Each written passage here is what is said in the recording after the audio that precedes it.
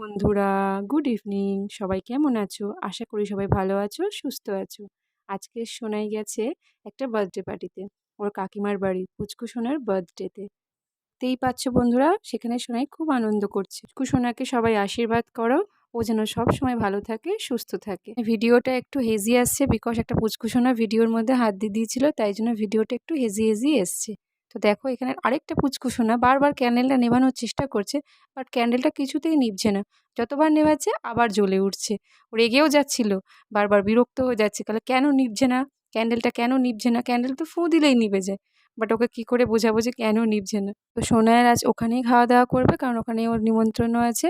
আর সোনাইয়ের পাপা বলল, সোনাই যখন ওখানেই খাওয়া দাওয়া করবে তো বেকার তুমি আর কেন রান্না করবে, আমাদের দুজনের জন্য আমি খাবার কিনে আনবো, তুমি রেস্ট নাও। তো ভালোই হলো, একদিন তো আর রান্না করতে হলো না। তাই জন্য আমিও দিব্য শুয়ে রেস্ট নিচ্ছিলাম। এখানে সেলটা ফাটানোর জন্য কেকের ওপরে পুরো ভর্তি হয়ে গেছিলো এইগুলো, তার জন্য খাওয়ার সময় বারবার মুখেও পড়ছিল। এই দেখো, সোনাই খেতে পারেনি, তাই সোনাইয়ের কাকিমা ঘরেই খাবারটা দিয়ে গেছিলো, লুচি, মাংস, পায়েস, মিষ্টি সব। আর সোনাই পাপা আমাদের জন্য চাউমিন আর চিকেন পকোড়া নিয়ে এসেছিলো।